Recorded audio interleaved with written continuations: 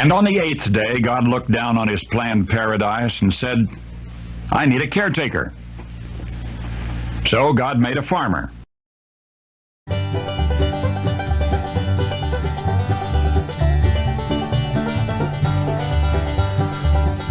Howdy folks, Darren back with you here at Cross Timbers Farm. Glad to have you with us here at 8th Day Chronicles. Welcome to our family. If you're new to the channel, we're glad to have you here on our channel visiting, and we'd sure appreciate it if you'd subscribe and become part of our group and our family that routinely follows along with our channel. We have a lot of really nice interactions with folks on our channel, small family farms and people of like mind, and we're super happy that you found us and would appreciate it if you'd subscribe if you're so inclined. Today we're back in our reclaimed hayfield, and I'm partly in the sun and partly under the one shade tree we have back here in this pasture. It's pretty hot right out in the sun. But as you can see behind me, we have the Honda Foreman ATV, and we have our North Star 25-gallon sprayer, little boom sprayer hooked to the ATV, and we're fixing to do our second application of 2,4-D on this reclaimed hayfield. The first application we done about 2 weeks ago had about half and half results. We have a lot of common blue violet in this pasture, and that stuff grows so low to the ground that simply clipping or bush hogging this field is really not taking care of it. We can't get our bush hog quite that low to the ground. As low as that Woods rotary cutter will go, and our pull behind AgriFab rough cut mower, as low as they will go, it's still not clipping and cutting this common blue violet. So we did one application of 2,4-D amine, and it done about a halfway job. It affected about half that common blue violet. Apparently we needed a stronger mixed ratio than what we used because it only got about half of it. So today we're back. We have the little North Star sprayer, tow behind sprayer, that's got the little fold out booms.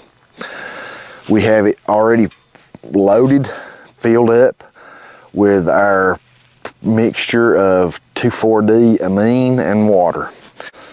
One reason we use a small tow behind sprayer like this, and this is a pretty neat little sprayer. It also has a connection for a wand sprayer, so you can ride along and spray under fence rows or spot spray.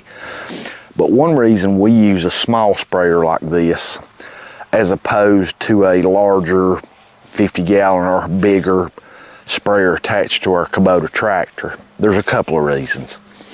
The number one reason is we have some areas here on our farm that we don't necessarily cut hay off of, but we do use those as pasture, or have in the past, and may again sometime in the future. That's to be seen. But in order to spray for invasive weeds and stuff like that in some of those areas, it's so steep we can't get our tractor on it, but we can this ATV. We can side hill these steeper areas. This little sprayer is small and it's low to the ground, so the center of gravity's low, and we can side hill spray with this little sprayer. And we can get it in tight places that we can't get bigger equipment. Second reason is I just don't like the idea of that spray drifting all over my tractor. I know that equipment is to be used, but I also believe in taking good care of my equipment. And I just don't like the idea of that spray going all over the back of my tractor. I just don't. Same with fertilizing. Fertilizer contact with metal, if it's left to sit there, will corrode that metal. And we use a pull behind spreader to fertilize and to lime and to seed with, actually, but we use it behind our ATV, not our tractor. I just like using the ATV for spreading and spraying instead of my tractor.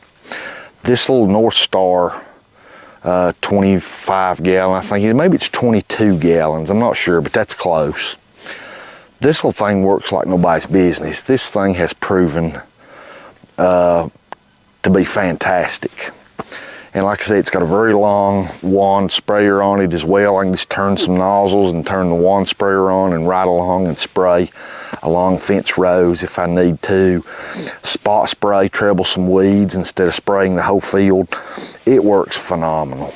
We're very happy with it. Yeah, it's small. Yeah, I have to go back and fill it up more often. Mix the mixture and refill it than I would if we had a large sprayer on our tractor. I don't know, maybe if we had our hay fields were not quite as sloped, I might be a little more open to a sprayer on the back of my tractor. But as it stands here with our sloped ground, I much prefer this one. It's just safer. So, still working on our reclaimed hay field. This is a work in progress, and there's no quick fix to this. It takes work. I'm going to bend over and show you. Here's what we're spraying for mainly.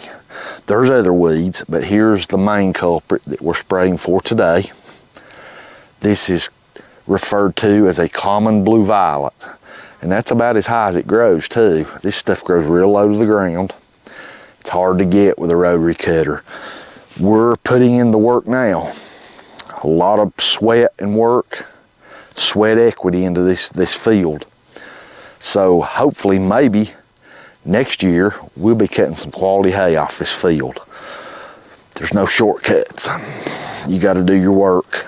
And our hay business for high quality hay has been really good, and we're needing to expand. We're needing to make more than what we're making. And put the little Farm Max mini round baler and the Kubota really to work to make more than what we're making. High quality hay is no accident. Someone that has high quality hay, they've really worked at that hay.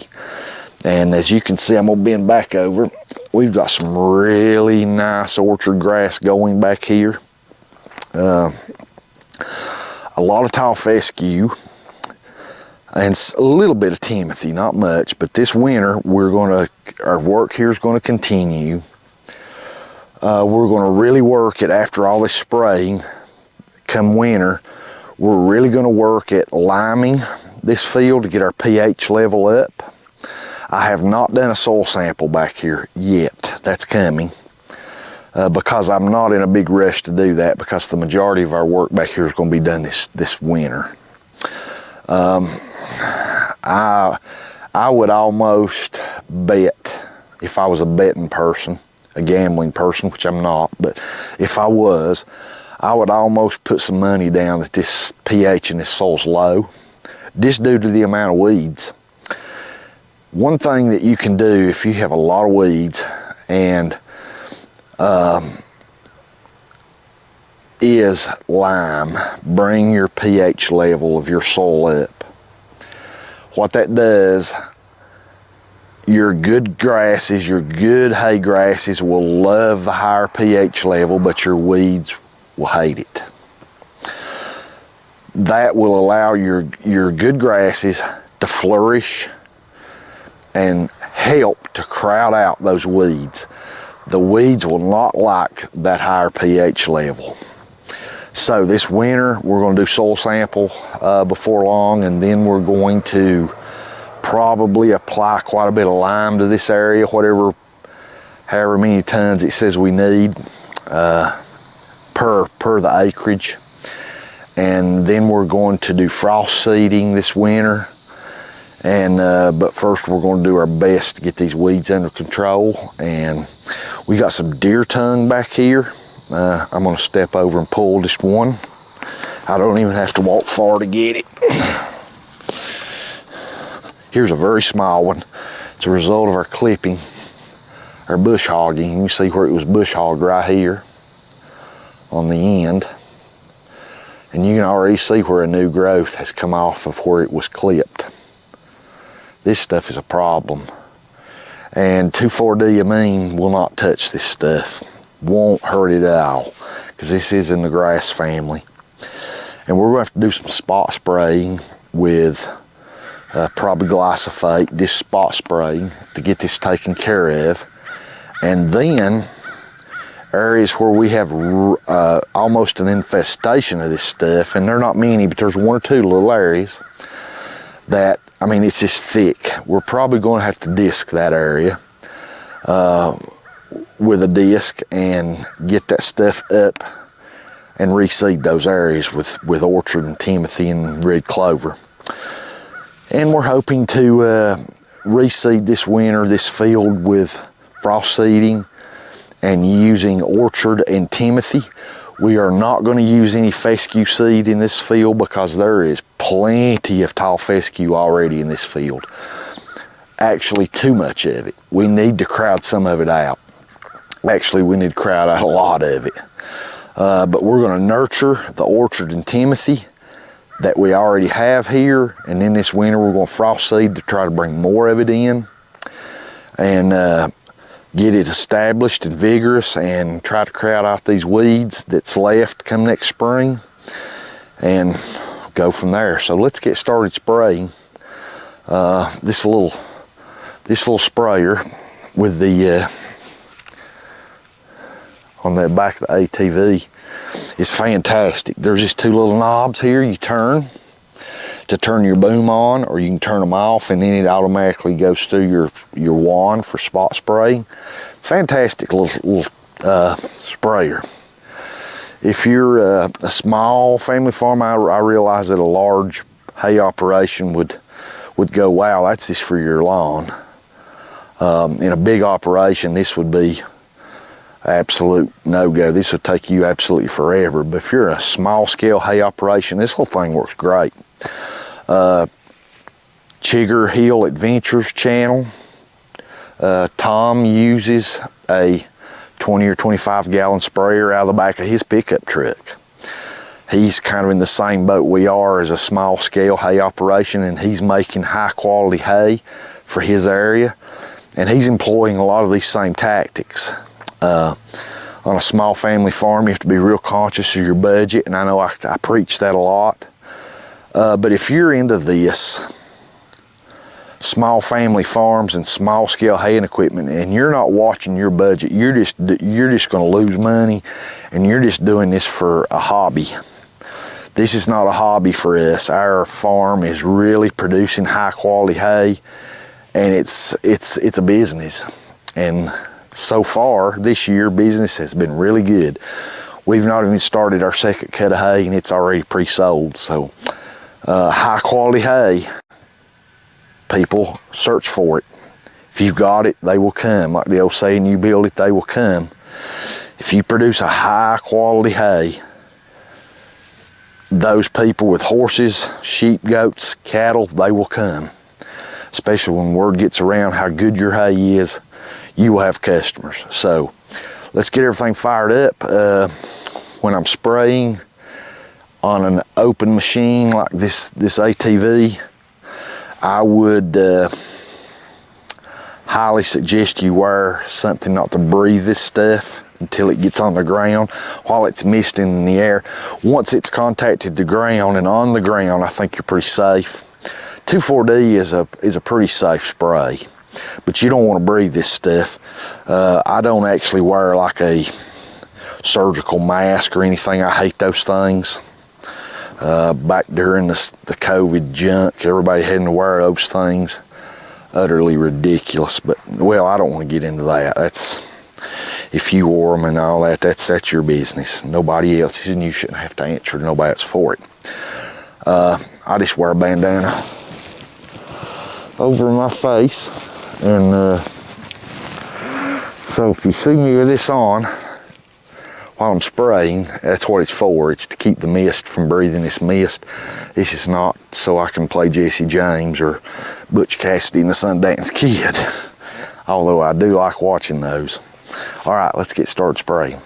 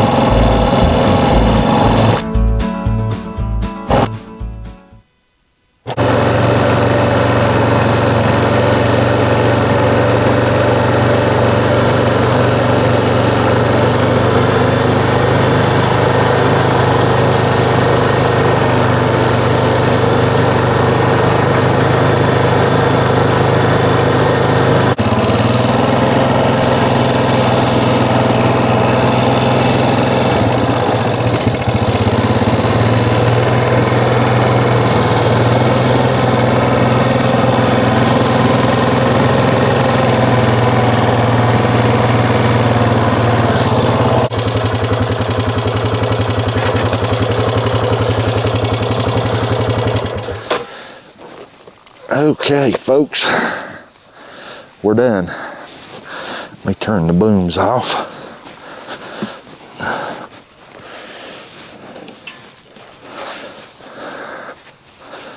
The 2,4-D application is done.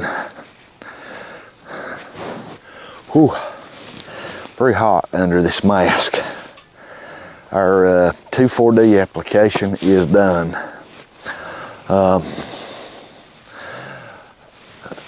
Using a small system like this takes more time. I actually enjoy using the ATV on a lot of these places, and it's a lot safer. We farm, and most of our hay fields are on slope ground. If you've watched many of our videos, you saw that. There's some places on our farm that I've never really filmed much on because they're like this. We have several acres like that. Excellent for goats, sheep, cattle. My daughter's quarter horses didn't even mind those steep areas. They'd go right off in them and pick for hours, graze. But it's just not conducive for hay. And someone with a lot of experience on a tractor, I mean years and years, and they got a little bit of daredevil in them, I guess could cut some of those areas, but not me. I guess over the years of having kids and family and them depending on you, limited my daredevil lifestyle. So I'm gonna walk over here and get my sweet tea. It is so hot. This heat ought to really help this 2,4-D application really soak in. Those plants ought to, that common blue violet and some horse nettle and stuff, it ought to really just soak that stuff in quickly because it's so hot. Should be really, really good. A good day to do this. with this heat. Pretty low humidity today. The humidity today is not that bad for the first. It was pretty low humidity yesterday, the first days of low humidity in quite a while. That with the full sun and lower humidity and pretty warm temperatures, this should have been you probably couldn't ask for a better day to apply 2,4-D to your hay fields. We really like using the little pull behind in the ATV again because of the slope of our land and because it's economical. This little pull behind sprayer is a North Star, and if I'm not mistaken, those are distributed by Northern Tool, and you can pick them up about anywhere. The ATV mounted ones work really well. They're a lot the same, except they're just not a pull behind. However, if you get on a slope, I don't want all that weight on my up high on my ATV to make it come out of balance and get tippy on a slope. So hence we use the pull behind model. But man, it is hot out here. But a lot of folks you see between their first and second or second and third cuttings, whatever, you don't even see them out even checking on their hay fields. At least in my area, you don't. We're done with our spraying. This is all part of high quality hay. A lot of folks you see, especially in my area, I can't speak for yours, but in my area, you don't see people nowhere even around their hay fields, except for first cutting, second cutting, third cutting, however many they get.